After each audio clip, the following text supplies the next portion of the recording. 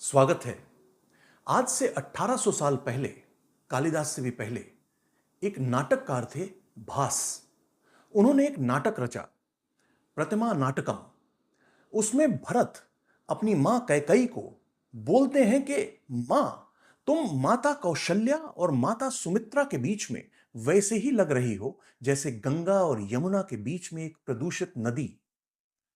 1800 साल पहले गंगा और यमुना के संगम की बात की जा रही है। उसके बाद कालिदास अपने रघुवंशम में प्रयाग के संगम का जब वर्णन करते हैं तो गंगा और यमुना के संगम की बात करते हैं। हमने 1600 साल पुराना वराह केव जो उदयगिरी केव्स में है, उसका हमने वॉल पैनल देखा और उसमें हमने गंगा और यमुना के संगम को दर्शाते हुए देखा। सुबंधु और उसके बाद बहुत सारे साहित्यकार हमारे जो हैं भारत के, उन्होंने जब प्रयाग का संगम का वर्णन किया है तो हमेशा गंगा और यमुना के संगम की बात की है, वेणी की बात की है, त्रिवेणी की नहीं। उसके बाद जिन प्रभा सूरी जो मुनि, एक जैन मुनि थे, वो 14वीं शताब्दी में थे। उन्होंने एक ग्रंथ रचा, विविध तीर्थ कल्प। उसमें उन्होंने वेणी की बात की है, प्रयाग में गंगा और यमुना के संगम की बात जब करते हैं तो। फिर 16वीं शताब्दी में नारायण भट्ट त्रिस्थली सेतु रचते हैं, जो एक टीका है तरह तरह के तीर्थ करने की उनके ऊपर। और त्रिस्थली सेतु में वो वेणी की बात करते हैं, सित और असित के संगम की बात करते हैं। और वो ये कहते हैं कि यमुना के उत्तरी तट पे, गंगा के पश्चिमी तट पे और अक्षय वट से पूर्व की ओर संगम है। गंगा और यमुना का संगम है। उन्होंने जियोग्राफिकल आइडेंटिफिकेशन दी उसकी। ऋग्वेद में सित और असित के संगम का वर्णन है, वहां वो गंगा और यमुना की बात करते हैं। प्रयाग, पहली दफे प्रयाग का मेंशन इपिक्स में आता है, रामायण महाभारत में आता है। यदि आप हमारे इपिक्स देखें और हमारे क्लासिकल संस्कृत वर्क्स देखें, फॉरेन ट्रैवलर्स जो चाइनीज और मुस्लिम ट्रैवलर्स आए थे उनके अकाउंट्स को देखें, जो एपिग्राफिक अकाउंट्स हैं, जो लेख लिखे हैं जगह जगह, उनको देखें, तो हर जगह गंगा और यमुना के संगम की बात हो रही है, वेणी की बात होती है, त्रिवेणी की नहीं। तो फिर त्रिवेणी कहां से आई, सरस्वती कहां से आई? आज की कहानी उसकी कहानी है। मैथिली के महाकवि हैं 14वीं शताब्दी के विद्यापति। वो अपनी रचना भू परिक्रमण में कहते हैं कि प्रयाग के संगम में 3 नदियां मिल रही हैं। सरस्वती आपके सामने 14वीं शताब्दी के बाद साहित्य में अपनी पकड़ बनाना शुरू कर देती है। गोस्वामी तुलसीदास अपनी रामचरितमानस में 16वीं शताब्दी में वेणी शब्द का इस्तेमाल करते हैं, पर यह भी कहते हैं कि राम में विश्वास गंगा है, ब्रह्मा पे ध्यान केंद्रित करना सरस्वती है और शुद्धिकरण के अनुष्ठान विष्णु है। सरस्वती फिर सामने आती है। केशवदास 16वीं-17वीं शताब्दी में बोलते हैं कि गंगा और यमुना को सरस्वती प्रयाग के संगम में एक नव युवती जिसका केसर से श्रृंगार किया है उस तरह से मिलती है। त्रिवेणी शब्द का इस्तेमाल करते हैं और कहते हैं कि त्रिवेणी एक सेतु है इस मायावी संसार के उस पार जाने का। इसके अलावा 16वीं-17वीं शताब्दी में जितना भी साहित्य है उसमें त्रिवेणी का वर्णन आना शुरू हो जाता है। पुराणों में त्रिवेणी का वर्णन आना शुरू हो जाता है। पद्म पुराण और ब्रह्म पुराण में त्रिवेणी के बारे में बात की जाती है। नारदिया पुराण में और पद्म पुराण में कहा जाता है कि गंगा और यमुना के संगम को सरस्वती प्रयाग में विदर्भण करती है, छेद के निकलती है। मुर्तजा हुसैन बिलगरामी कोई 16वीं-17वीं शताब्दी में एक ग्रंथ रचते हैं, हदीकात उल अगालिम। उसमें सरस्वती का प्रयाग के संगम का जिक्र होता है। हंस सोम का तीर्थमाला, उसमें सरस्वती का रेफरेंस आता है। जय विजय, सौभाग्य विजय, शिला विजय, इन सब के कामों में सरस्वती का वर्णन आता है जब प्रयाग के संगम की बात होती है। पर यह वेणी को त्रिवेणी क्यों बनाया गया? भारतीय संस्कृति में 3 का आंकड़ा बड़ा पवित्र माना जाता है। त्रिस्थली सेतु और ब्रह्म पुराण ये बोलते हैं कि ओम में 3 साउंड्स हैं, अ, ओ, म। अ इसमें सरस्वती है, ओ यमुना है और म गंगा है। फिर वो कहते हैं कि मानव शरीर में 3 नाड़ियां चलती हैं, सुषुम्ना, इड़ा और पिंगला। फिर वो कहते हैं कि गुण भी 3 होते हैं, सत्व, रजस और तमस।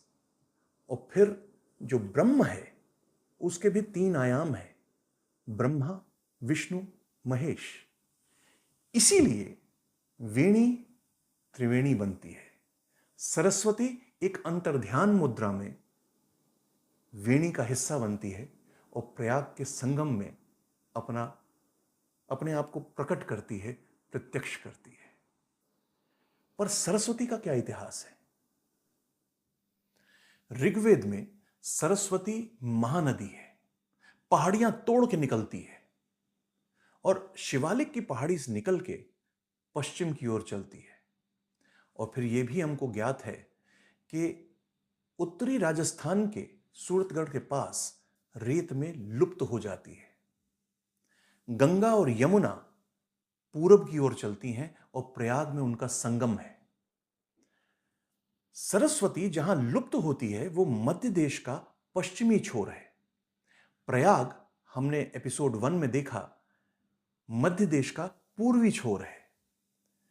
तो भूगोलिक तरीके से, पुरातत्व के एंगल से, साहित्य के तरीके से और यदि हम परंपरा के तरीके से भी देखें तो गंगा यमुना जो पूरब की ओर चलती हैं और सरस्वती जो पश्चिम की ओर चलती हैं, इनका प्रयाग में संगम असंभव है। तो फिर प्रश्न उठता है कि सरस्वती प्रयाग में संगम का हिस्सा कैसे बन गई? इसका उत्तर समझने के लिए थोड़ा सा सोशियोलॉजिकली इसको देखिए।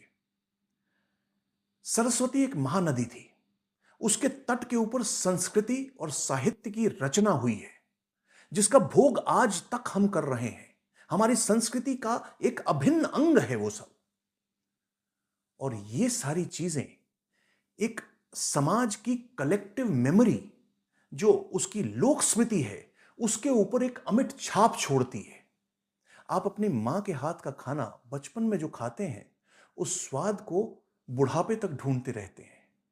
बिल्कुल वैसे ही एक समाज सरस्वती की जो लोक स्मृति है उसको संजोए हुए है अपने अंदर।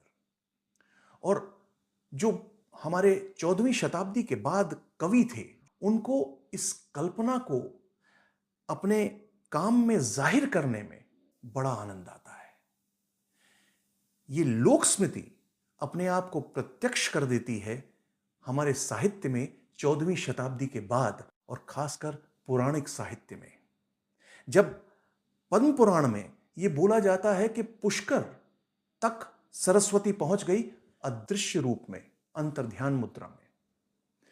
प्रभास जो सोमनाथ के पास गुजरात में है, वहां पे सरस्वती, कपिला और हिरण्या नदियों का संगम है।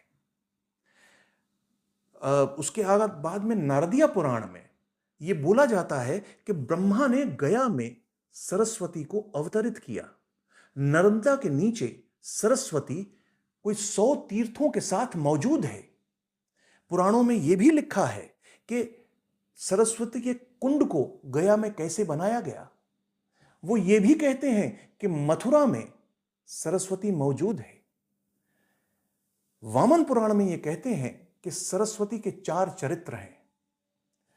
जब वो उत्तर की ओर बहती है तो वो सिंधु है, जब पूरब की ओर बहती है वो गंगा है, जब पश्चिम की ओर बहती है यमुना है, और जब दक्षिण की ओर बहती है नर्मदा है।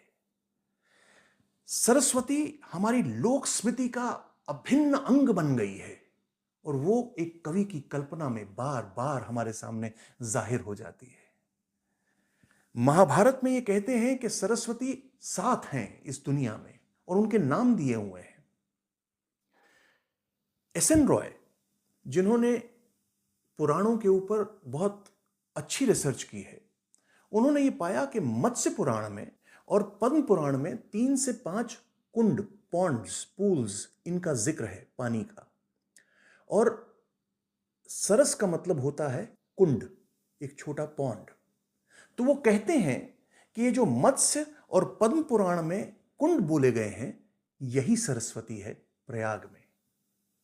पर हमें यह भी समझना है कि सरस्वती हमारी संस्कृति में विद्या की देवी है और प्रजापति की पत्नी है। प्रयाग प्रजापति क्षेत्र है और इसलिए प्रयाग में सरस्वती का प्रकट होना स्वाभाविक है। वेणी, गंगा और यमुना का संगम, त्रिवेणी बनना, गंगा, यमुना और सरस्वती का संगम बिल्कुल स्वाभाविक हो जाता है।